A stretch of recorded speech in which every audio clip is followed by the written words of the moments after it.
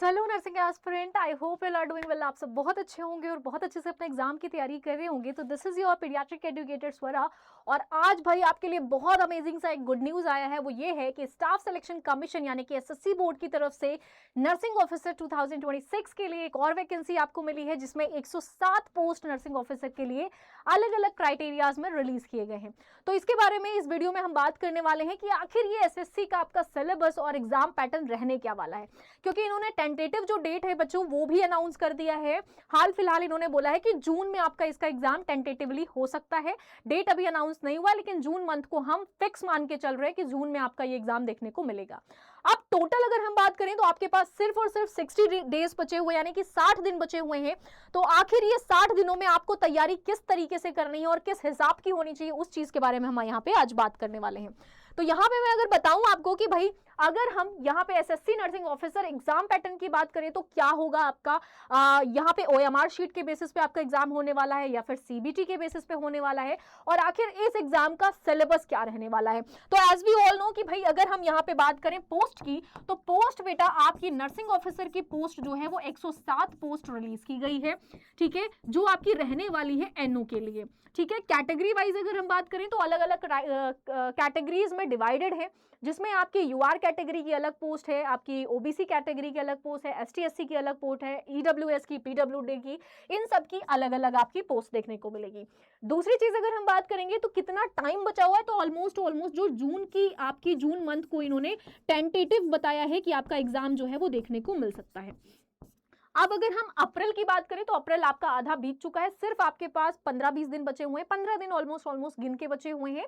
अब इन्होंने ये नहीं बताया कि जून में फर्स्ट वीक में आपका एग्जाम होने वाला है या किस वीक में आपका, तो हम मान के प्रेफरेंस ही चलते हैं कि आपका सेकेंड वीक तक ये एग्जाम जो है वो देखने को मिल जाएगा, जिसके लिए आपके पास सिर्फ और सिर्फ 60 दिन बचे हुए, 2 महीने अप्रोक्सीमेट, 2 महीने से भी कम हम बात करते हैं कि आपका देखने को मिलेगा। तो अगर हम 60 डेज की बात करें तो आपकी क्या प्लानिंग होनी चाहिए, क्या स्ट्रैटेजी होनी चाहिए, उन सारी चीजों के बारे में हम आज यहाँ पे बात करने वाले हैं।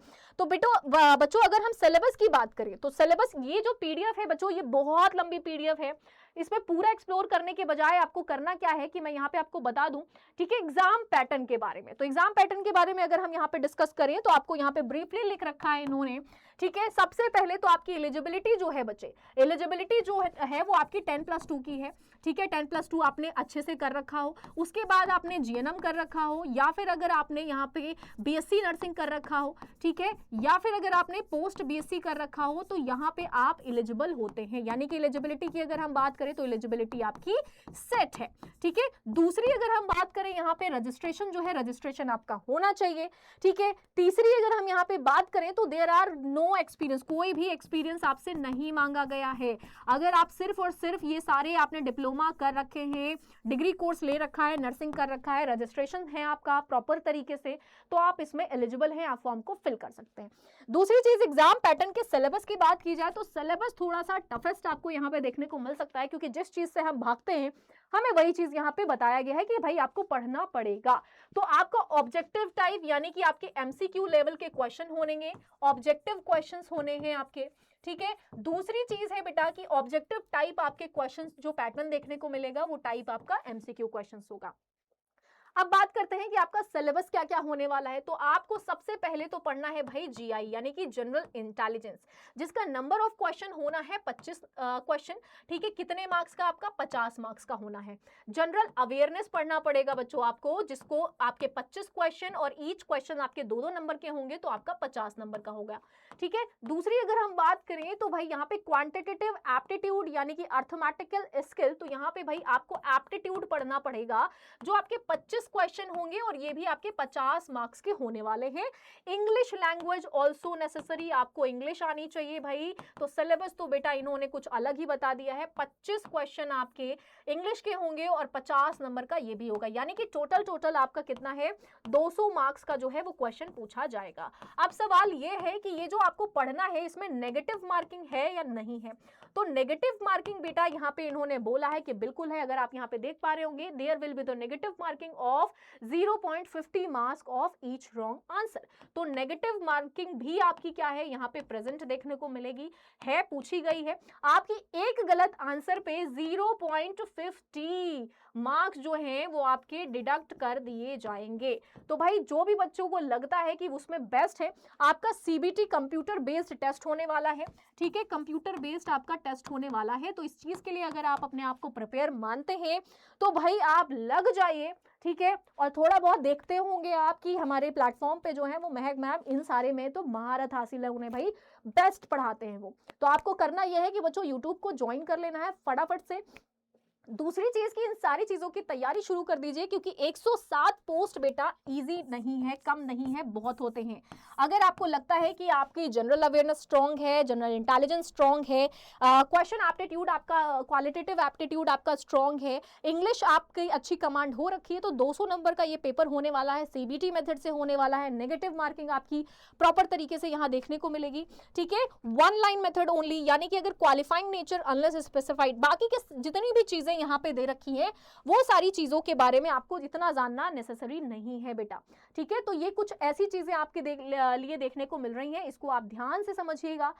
उसके बाद फिर आपको क्या करना है कि अगर आप तैयारी करना शुरू करना चाहते हो, ठीक है, आप ना सिर्फ एसएससी नर्सिंग ऑफिसर की सिलेबस और एग्जाम पैटर्न के बारे में तो मैंने आपको बता दिया, ठीक है। अगर हम यहाँ पे थोड़ी सी बात कर लें आपके किस चीज के बारे में, कि भाई आपका जो एग्जाम होना है, ठीक है, एग्जाम होना है वो 60 मिनट का होगा with sectional timer of 15 minute for each part.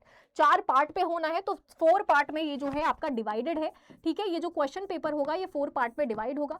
60 minute का आपका क्या है क्वेश्चन पेपर होना है, ठीक है। जो 15-15 मिनट यानी कि 15 मिनट का एक क्वेश्चन सेट, फिर अगेन 15 मिनट का सेकेंड क्वेश्चन सेट, फिर आपका थर्ड सेट जो है वो अगेन 15 मिनट का, फिर अगेन 15 मिनट का, यानी कि 4 फेजेस में होना है।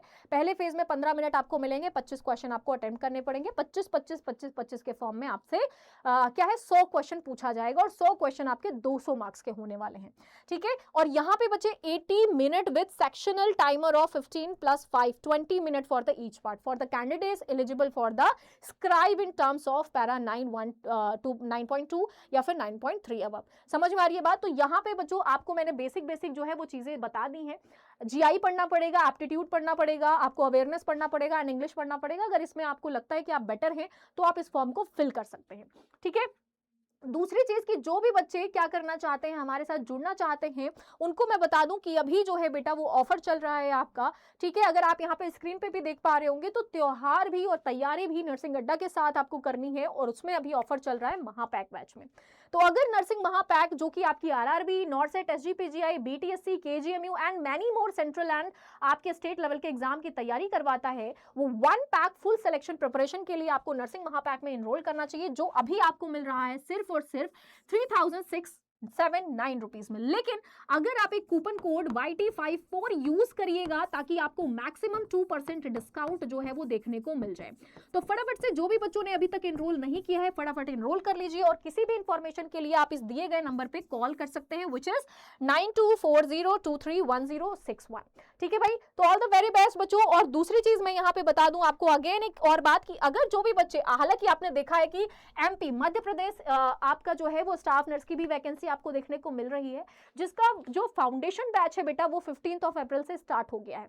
अगर आप यहाँ पे भी एलिजिबिलिटी रखते हैं और अगर आप तैयारी करना चाहते हैं तो आप क्या कर सकते हैं, इसमें जो 2299 में आपको ये बैच प्रोवाइड किया जा रहा है, अगर आप क्या कर रहे हैं YT54 कूपन कोड लगाते हैं तो आपको यहाँ पे मिलेगा मोर 2% डिस्काउंट, जो कि आपके लिए बहुत ज्यादा यूजफुल हो जाएगा। तो फटाफट से जिन भी बच्चों को चाहिए 15 अप्रैल से यानी कि कल से आपकी ये क्लास जो है बच्चे वो स्टार्ट की जा रही है, फटाफट से बैचेस में एनरोल कर लीजिएगा ताकि आप क्या कर पाइए, बाकी के आपकी चीजें जो है वो आप बहुत अच्छे से तैयारी जो है वो शुरू कर पाओ। All the best. ऐसे इंफॉर्मेटिव वीडियोस के लिए आप नर्सिंग अड्डा के साथ बने रहिएगा और सब्सक्राइब करना चैनल को बिल्कुल मत भूलना। Thank you so much.